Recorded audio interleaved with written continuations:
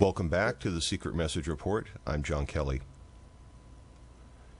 Angelia Joiner is known internationally as the former staff writer for the Stephenville Empire-Tribune, who in January 2008 broke the UFO story in Stephenville, Texas, in what was then described as the most significant mass sighting since the 1997 Phoenix Lights.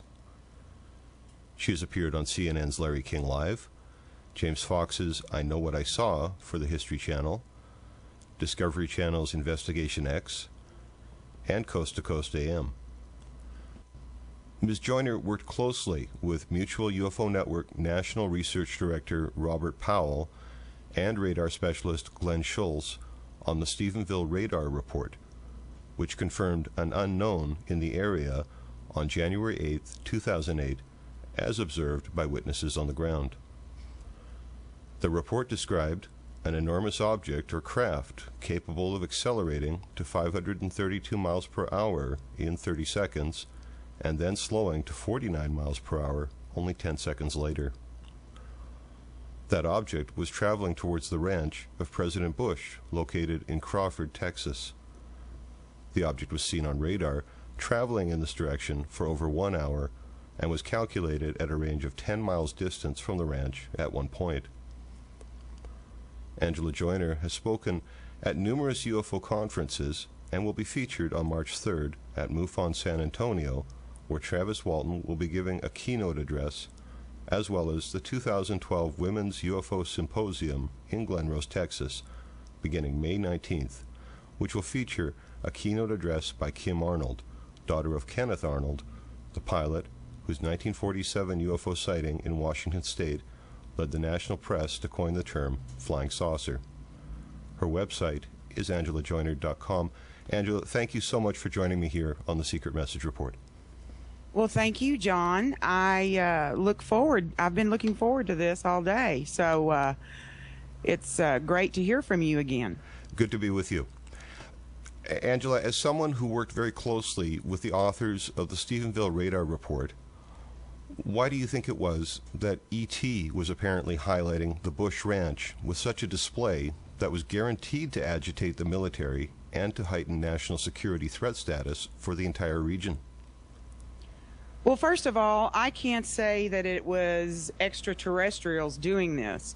All we know is there was an unknown in the sky, not necessarily that means ET. It just means an unknown, just like UFO is unknown, unidentified flying object. I'm not sure why this object appeared over Erath County. Several communities, people in several different communities saw this thing on the night of January the 8th, but as far as I'm concerned, it's still unexplained. Well, I think that in the ufological community there are two distinct camps that identify with an ET hypothesis as the origin point or source of the UFO phenomena, and there's also another camp that identifies strongly with black operations, black budget, secret program technologies that are developed here on Earth, even domestic projects from within the United States. So is it likely that domestic black budget technology was being used in such a way to heighten the security threat status by approaching the Bush family ranch in such a way, making such an obvious display? Is that a likely scenario from your perspective? Well, you have to remember that on that night there were 10 F-16s in the air also. And all of those jets were tracked on radar. Now, it always seemed sort of strange to me that these F-16s apparently didn't take notice of this object, and at the same time on radar there was an AWAC in the air, and it was actually there for the entire 4 hours that we received the data on. Actually looking like it was traveling in a grid pattern. So, you know, I still don't really know what was going on that night. the object was certainly flying into restricted airspace without a transponder, and it just didn't seem anybody was taking notice. Now, Bush was not there on January the 8th, 2008. He was not there on his ranch. But even so, all that means is the restricted airspace gets smaller. It's still restricted. So as far as, you know, how or why that was allowed, I really don't have any idea. You know, was it a military black ops vehicle of some sort? You know, it very well could have been.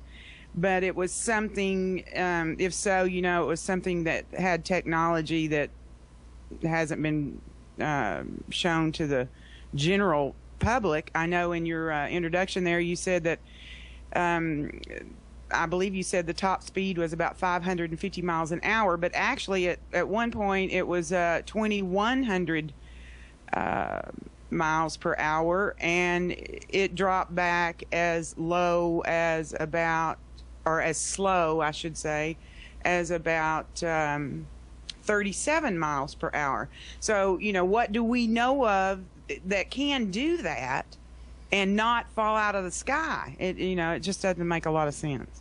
I appreciate your position on this subject. Now,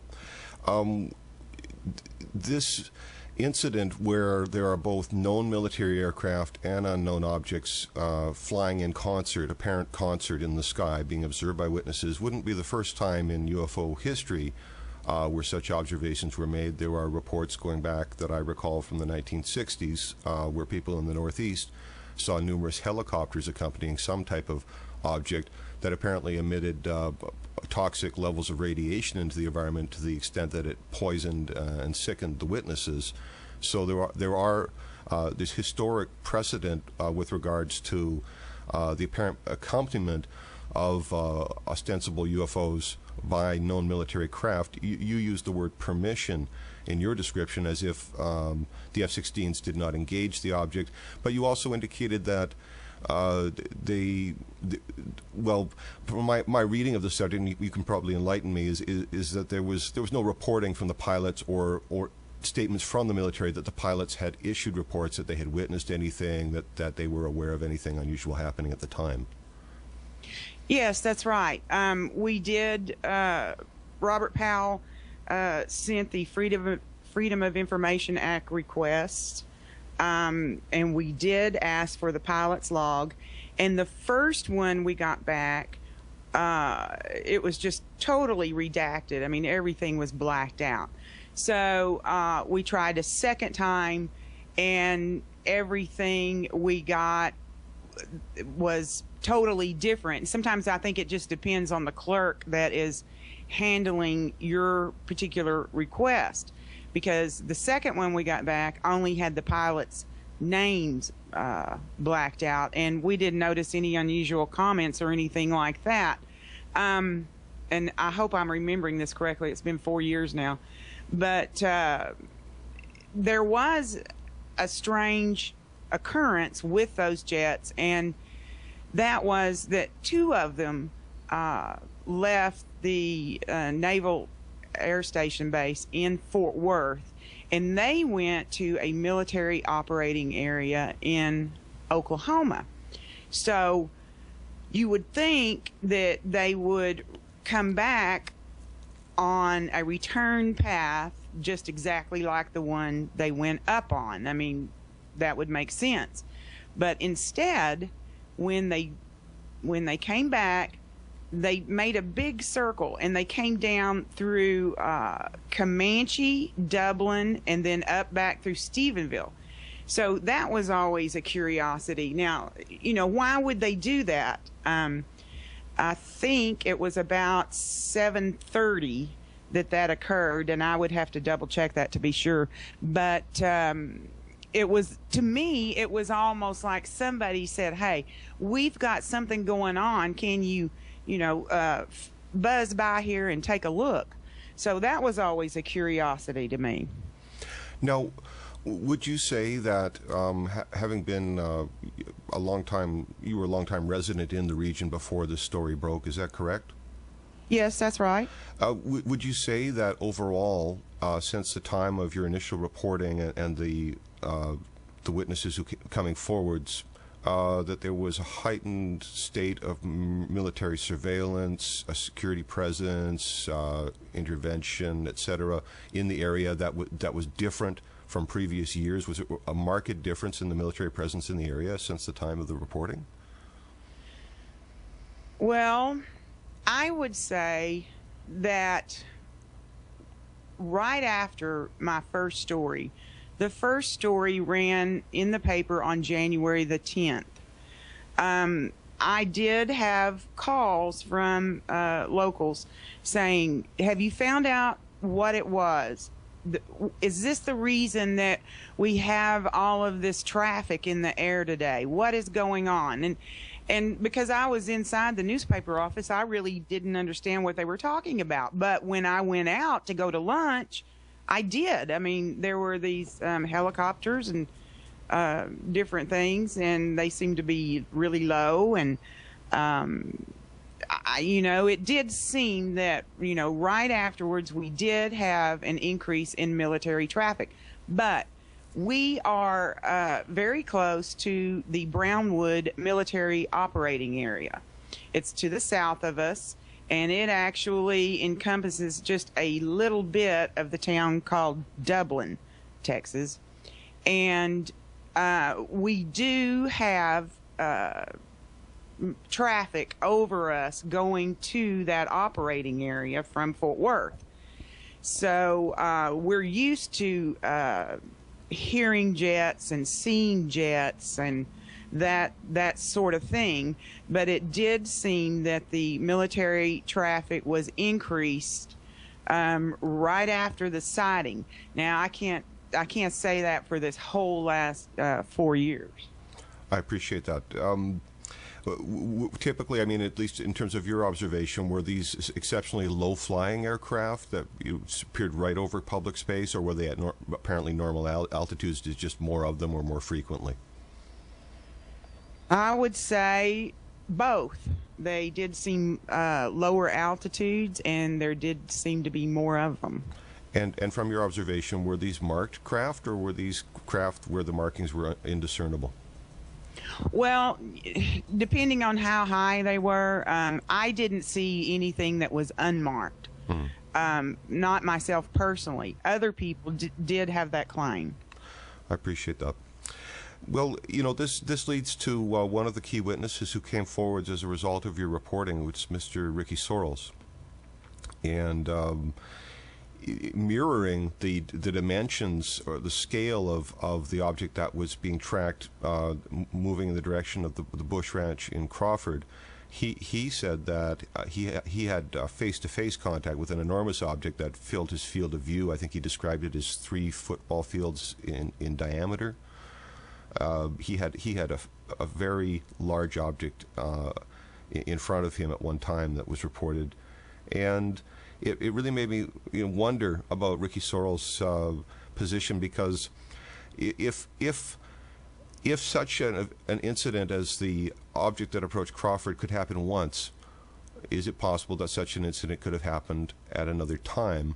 And is it possible that President Bush was on the land at the time of that other incident and in fact had such a face-to-face encounter as Ricky Sorrells? Did Ricky Sorrells, in other words, become the public embodiment of an incident that President Bush had experienced, but due to national security and other concerns was unable to communicate about, and was perhaps an unmanageable incident for the security details surrounding the president?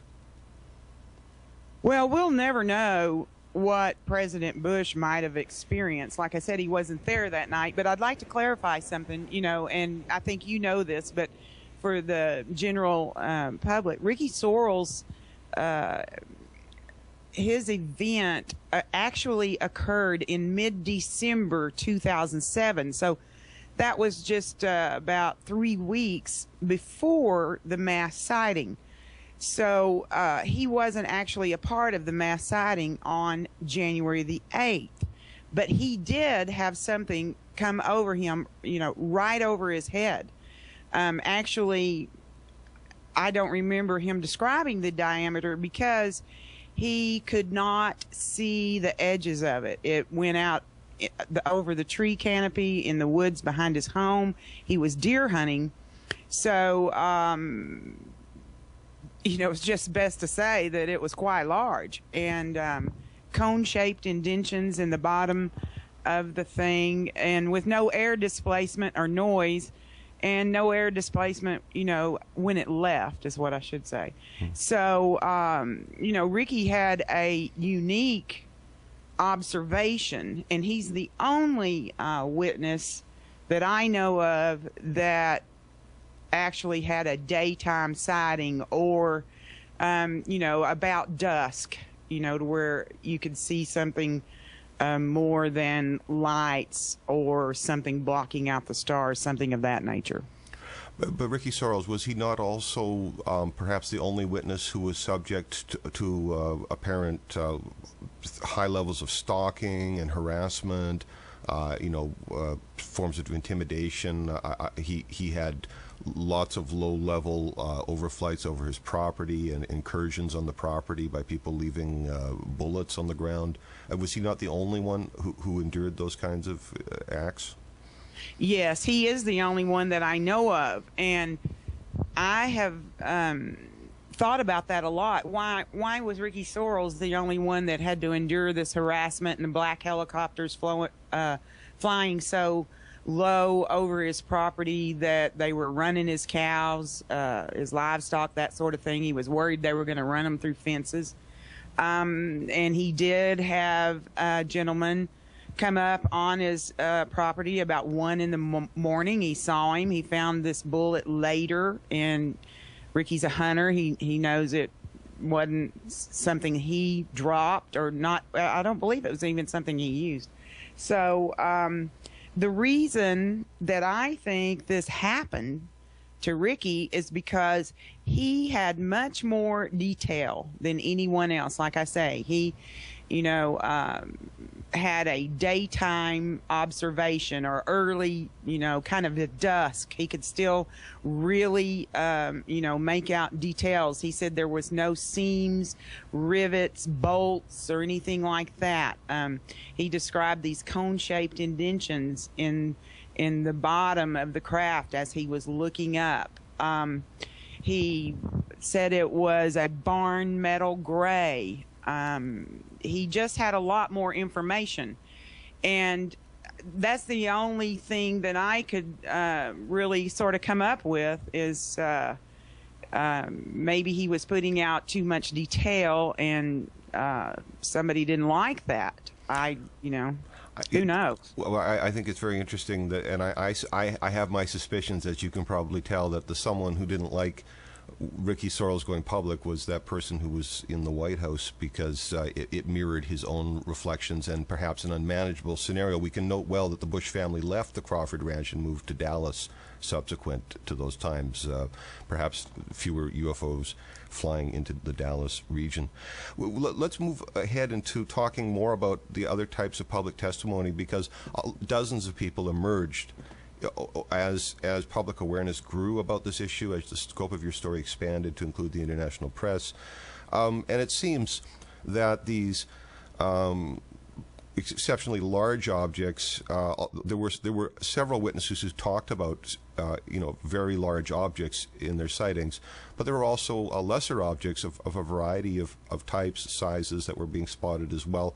And it seemed that those incidents were more benign.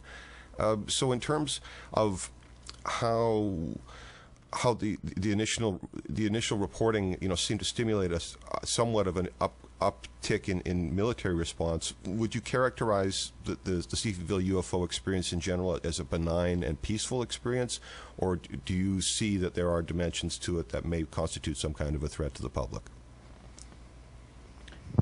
Well, let's see. That is a loaded question, John. I would say, as far as peaceful, as as an experience, I don't know of anyone that, had a bad experience. Now, and when I say bad, I mean like no one that I know of received radiation. I haven't had any reports of abductions or anything like that. Now, what it did do is it really shook some of these people to their core about religion or their belief system. It was something so extraordinary that it gave them pause. I know some people were visiting with their priests or religious leaders in whatever church they attended. That probably was the most negative effect that I saw. And now you're going to have to refresh me on the other part of your question. Well, I wanted you to speak in general about, ultimately, we're looking back 4 years now, in the time that you've had to reflect on these questions, to speak to so many witnesses and experts who've come into the area. Is Stephenville dealing with a security threat, or is this something that's always been in the community and essentially just, there was a coming together, a collective movement in society that made it public and led to a process of change in the community? I'm not hearing you say that you've reached any conclusions either way, but in other words, much remains to be seen. But in terms of, I think maybe it's evident from my approach to this interview that I believe that the entire thrust of the mass media interest in Stephenville was focused on the proximity of a UFO incident of an enormous scale and sort of incomprehensible technology to the Crawford Ranch. I really see that as the focal point of this, why this became a core national issue and is such a major talking point, is because it was a presidential UFO incident, in a conceptual sense. President Bush wasn't on site, but it indicated that such an event was possible. If, many people talk conjecturally about why don't UFOs land on the White House lawn. Well, we're in that zone of thought when we start to think about the Crawford Ranch and an enormous, inexplicable object. Well, except I really would strongly disagree with you on that, because this story went international in just a few days. The fact that the unknown was traveling towards Crawford Ranch wasn't even publicized until July of 2008, when we released the radar information on Larry King Live.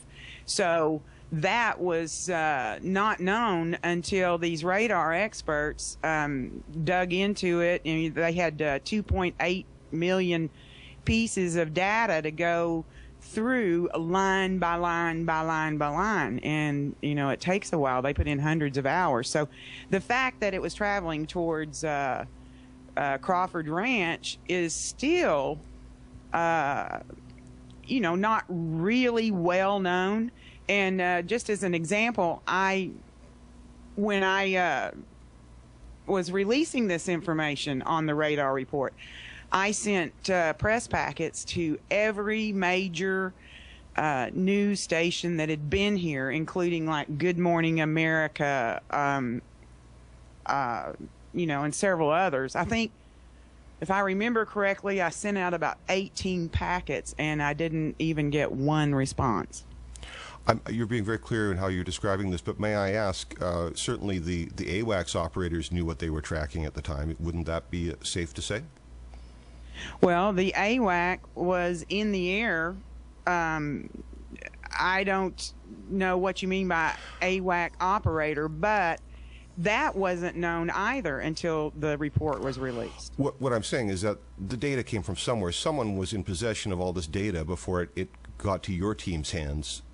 I mean, the instrument operators who were accumulating the data were privy to this knowledge, and we can see that in cases such as Roswell, the dissemination of information, the transmission of information. Well, I mean, we're in a modern age. This is the internet age when you click a button and you can send a report to the White House. No, it's not. It's not like that, John. The information came from the FAA, and it came through a Freedom of Information Act. And I believe you have 15 days before those tapes are recycled by the FAA. So the FAA doesn't have a reporting function to when there's perceived national security scenarios going on to forward that information to anyone at the time that it's going on. They don't do that. They retain all of that. That would be NORAD. NORAD would be the ones that would look at a national security type situation. So this is where I'm leading, but I appreciate, as you're saying, from the public side, that wasn't what was going on. I'm saying that behind the scenes, that was what was going on. I don't think so, no. All right, I hear what you say.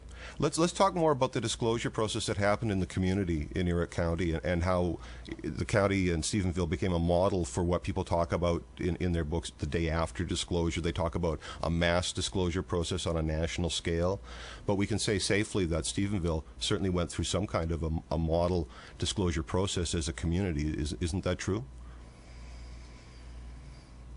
As a disclosure community, possibly. I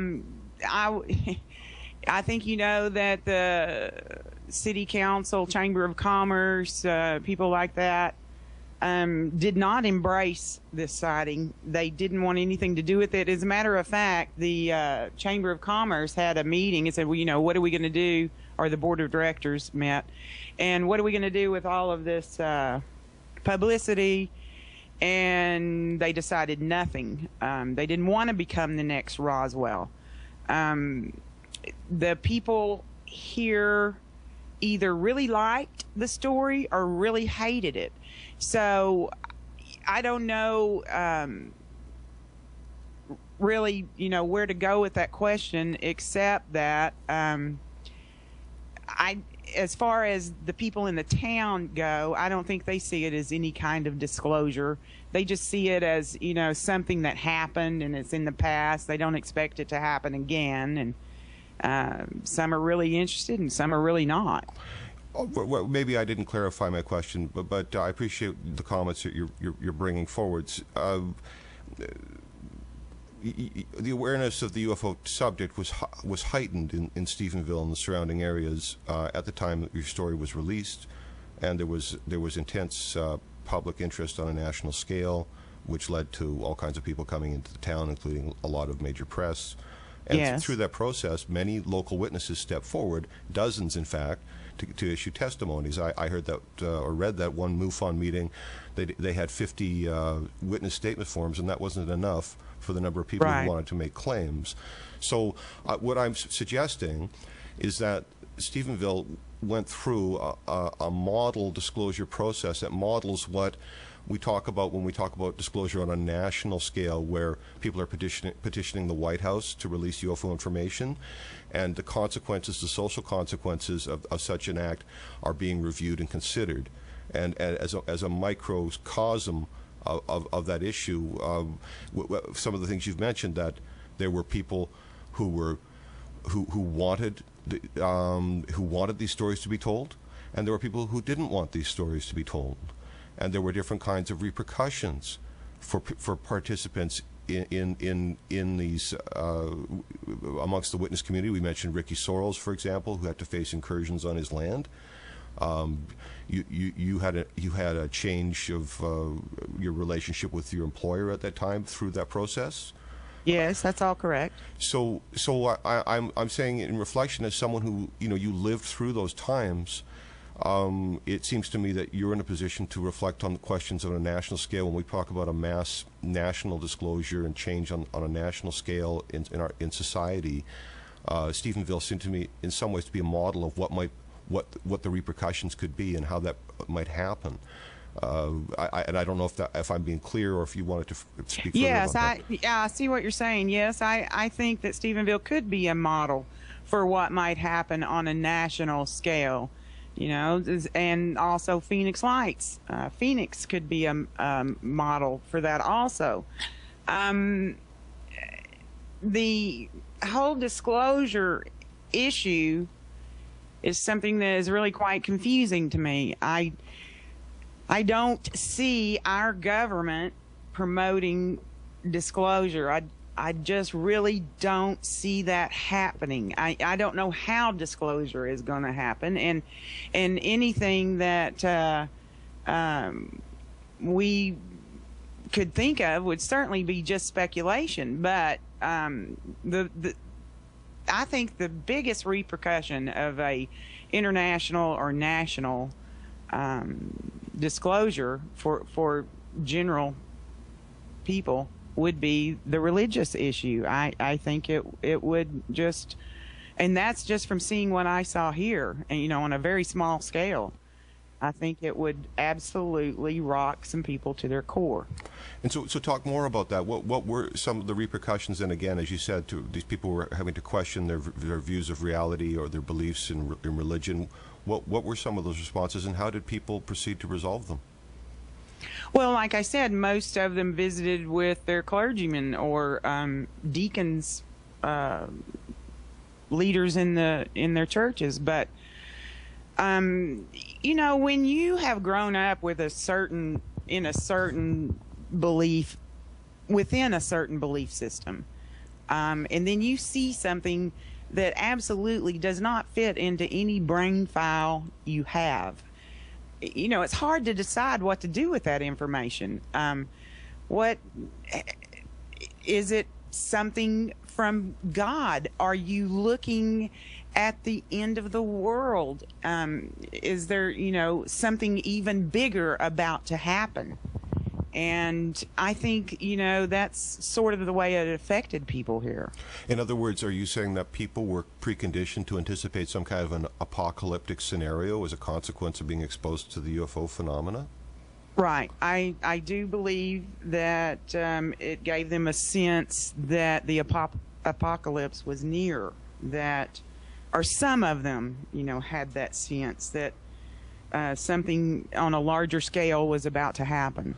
Now, apocalyptic preconditioning isn't something we find only in Orthodox religion, but we find it in popular culture. We have many films about UFO topic that describe them as invaders, War of the Worlds type of beings, also preconditioning us to expect terrible and drastic, catastrophic consequences that to follow contact with UFOs. I think it's safe to say that no such War of the Worlds invasion ever took place once public discourse about Stephenville Lights began. That there's no scarred landscape in Stephenville as a consequence of those sightings. No, and I would agree with you on that. I don't think we would ever see a War of the Worlds type scenario, because basically I think if that was going to happen, it would have already occurred. And so this is an interesting question about who holds the ball in this public education area. Who is responsible, in other words, for providing the public with information to maintain the stability of society in the face of new and unusual or perhaps unexpected events? Is it the government? Is it the church? Is it the schools? Who is responsible for guiding society and leading them to a place of understanding where we can continue to function and grow and prosper in the face of new and different phenomena? Well, that sort of brings up that whole story of the United Nations and some whoever it was, you may know, a couple of years ago that story came out that somebody should be in charge if some alien person were to actually land on the White House lawn. Who are they going to talk to? Who's going to be in charge? Well, I guess we don't really have anybody. It's still an unknown. We don't know who to turn to as of yet, but people in strong religious communities will continue to turn to the church leaders looking for solutions and answers. I think so. The education part, it's sort of funny that you bring that up because I'm a teacher.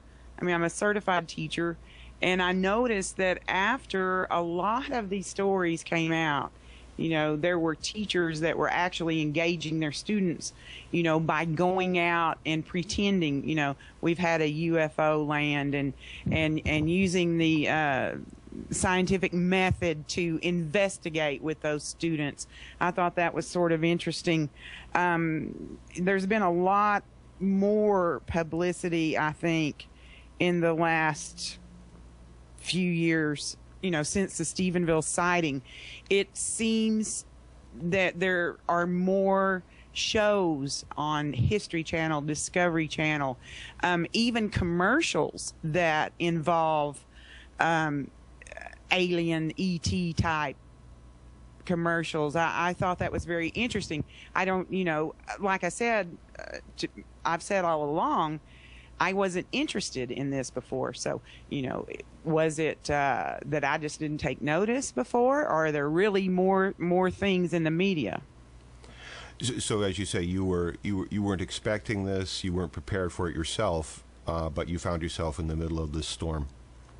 That's right. Before this happened, if I saw something involving a UFO story on television, I might have watched it and thought, that was interesting, and went on. It never was something that I studied or researched or looked into at all. I think I was like the major part of the population now. I don't think it's something they pay attention to. But Texas in the modern era has a long-standing history of UFO accounts. Aurora, Texas, from the end of the 19th century. There's still a lot of speculation about who or what crashed there north of Fort Worth. There's many reports of UFOs in my limited travels through the Texas Hill Country, learning about local reports. It seems to me, and also in the face of Stephenville witnesses who came forward and said that we're seeing things up to 40 years ago, that this isn't new phenomena in the area. This has been going on for quite a while, and people have been seeing it for quite a long time.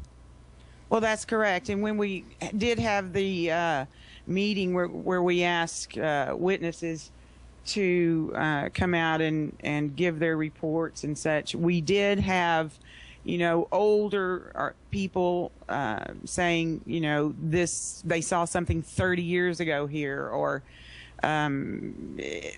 whenever. I'm not saying, 30 years, some big event like this occurred, but for that individual, they saw something.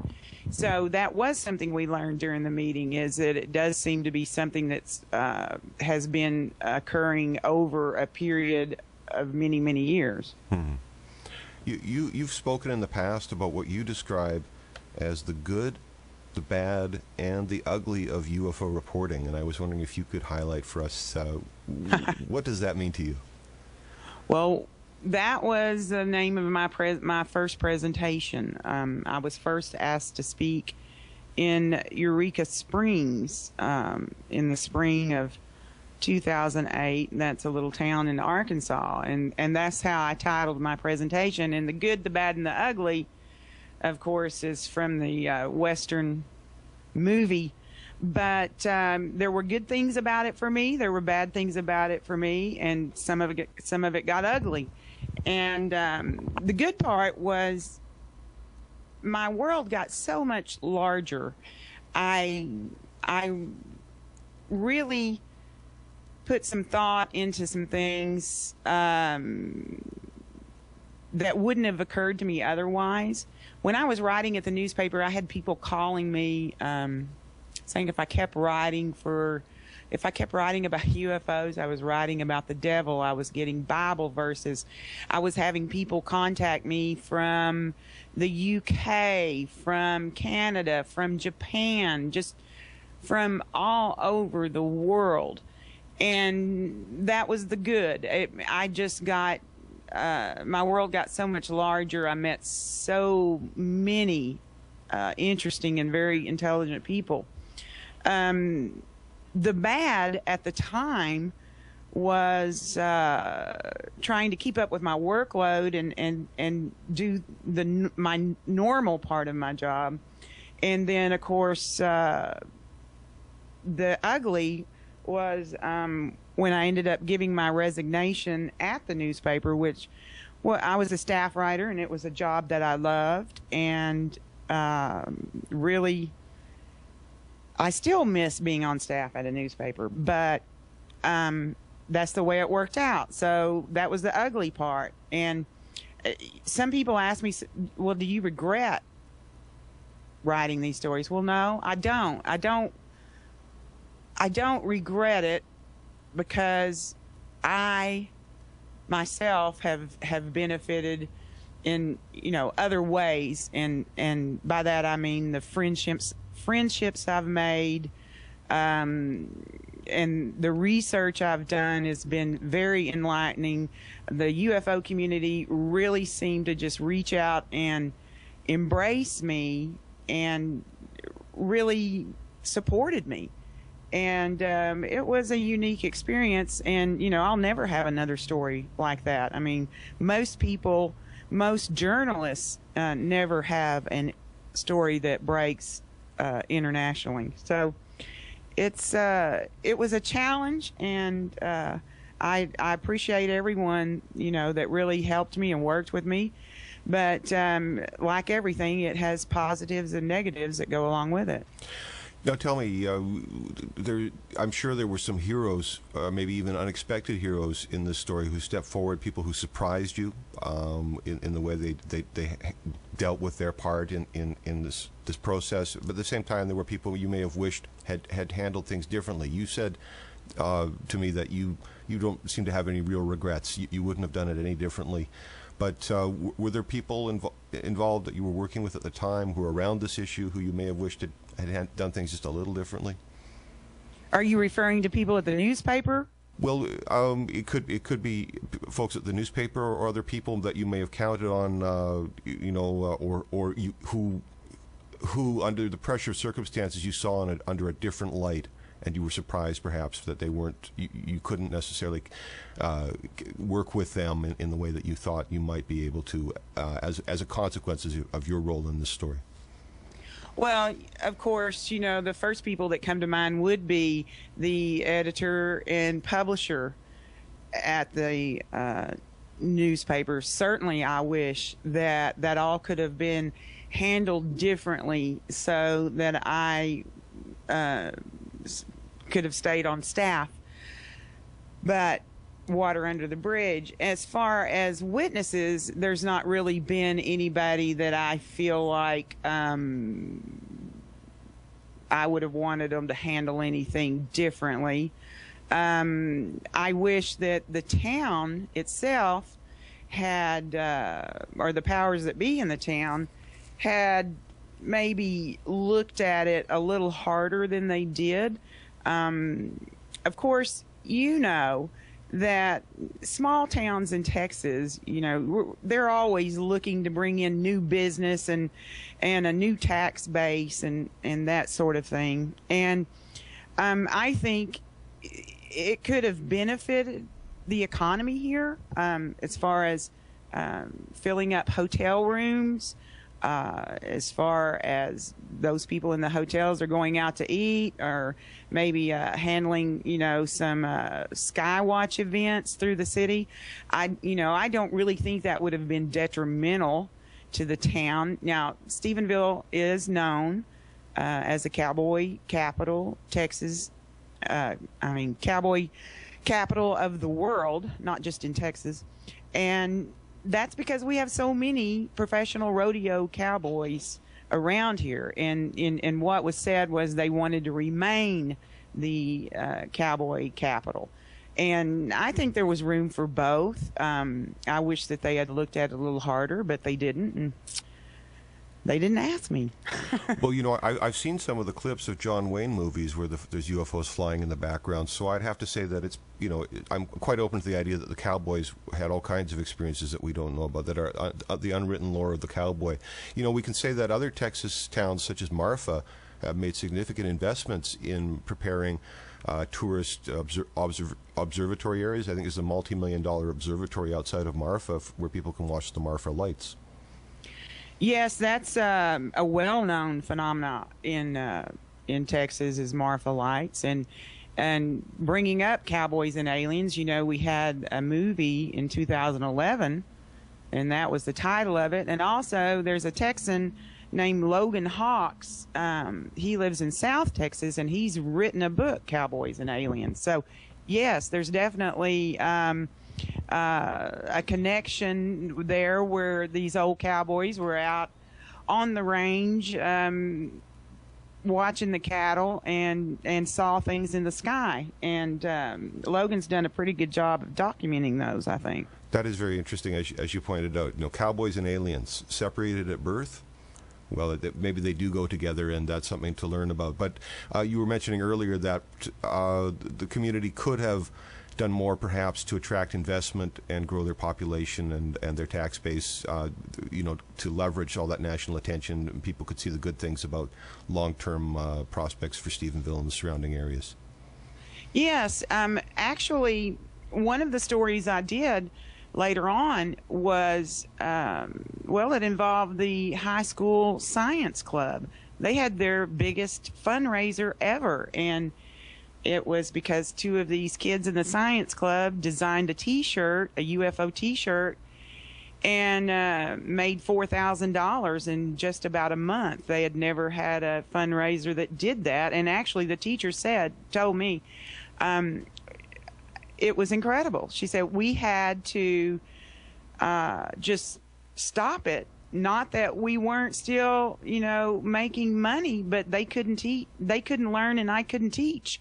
So they handed it off to another company, I think, to take over for them. That's how busy they were. Another local establishment that does T-shirts. I mean, that's their business. Usually they do them for the local university. The owner told me he made about $90,000 in 2 weeks selling UFO T-shirts. So there were some benefits involved, you know, with this, and I just think they were overlooked. A lot were in T-shirt sales, and I'm sure that would have died down. But I'm sure, you know, also if we had taken it to heart and had some sort of UFO festival, say on the anniversary, which is coming up, that would have been a good thing, I think, for the county. But they didn't go along with that. So, but as you say, you can envision a time when that could happen, and that could be something that would be constructive for everybody involved. I believe it could be. I don't know if they will ever embrace it, and I don't think they will. I hear you saying it at the same time. Absolutely. Tell us more about what's coming up for you this year. You have a couple of presentations, one from MUFON in San Antonio, and the 2012 Women's UFO Symposium. That's right. I will be speaking in San Antonio on March the 3rd, and this is one I'm really excited about because Travis Walton is the keynote speaker, and I've interviewed him and really, really like Travis. He seems very down to earth to me. I think he's got one of the best documented abduction cases that there is. So I'm truly looking forward to that. I hope to be able to spend some time with him, and we go out to dinner and that sort of thing there in San Antonio on March the 3rd.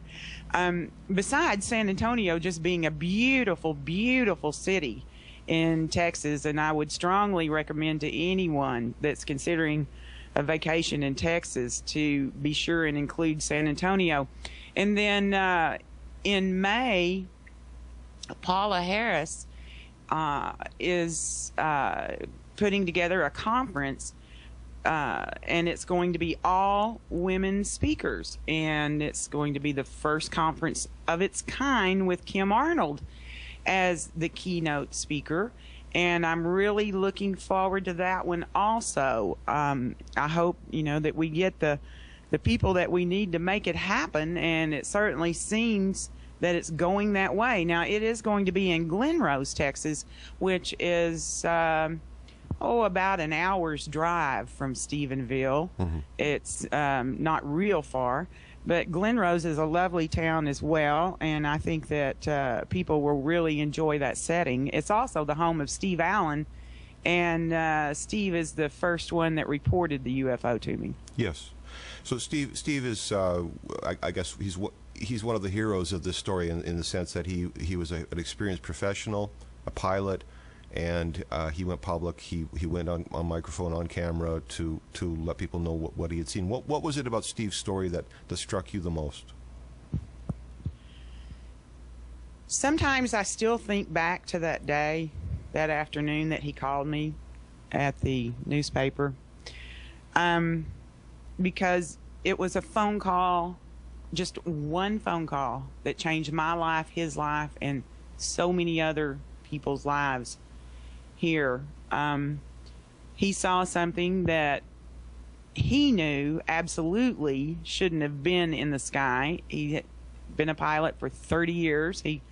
To me, when I was talking to him, I thought, well, for 30 years experience, this guy ought to know.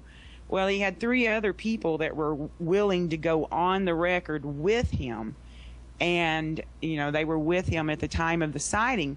As a matter of fact, I think I'm going to meet them out at the original sighting location Sunday night, January the 8th, and do some sky watching with them. But Steve was the catalyst. He is the one that decided, against his wife's wishes, that he would report what he had seen. And one reason that he did it is because this thing was so large that he really felt somebody somewhere had some video or a photo of it. I mean, he knew that other people had to have seen it. And he was right. Other people did see it, but we have yet to come up with any video or stills. Well, still, someone who took a risk. It created a little bit of tension at home, but without one brave person making that phone call and your willingness to work with him, many of us would still be in the dark about what had gone on at those times and what apparently continues to go on in its own way. We don't necessarily pretend to understand. I don't think anyone's reached any conclusions about what the Stephenville lights really are, but I think we're all better off for learning more about it, and it tells us something about dimensions of our world that remain to be explored, that we can still learn about. Well, I would have to agree with you on that. There is still a lot of learning to be done.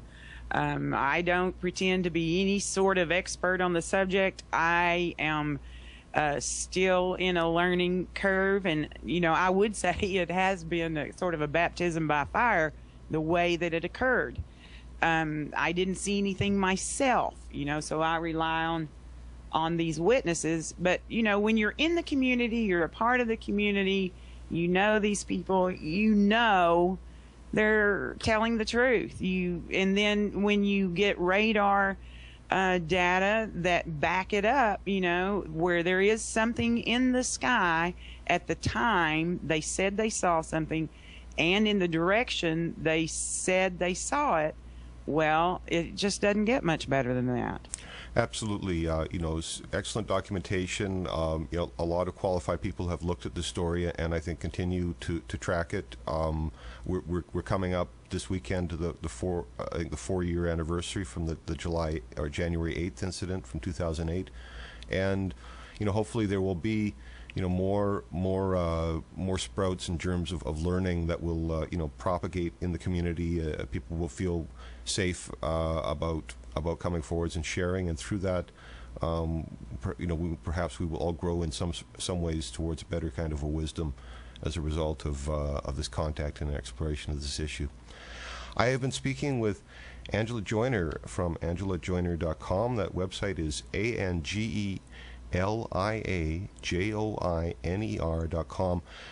This is the internationally famous former staff writer for the Stephenville Empire-Tribune who broke the UFO story about Stephenville, Texas, and that was what was to become the most significant mass sighting since the 1997 Phoenix Lights.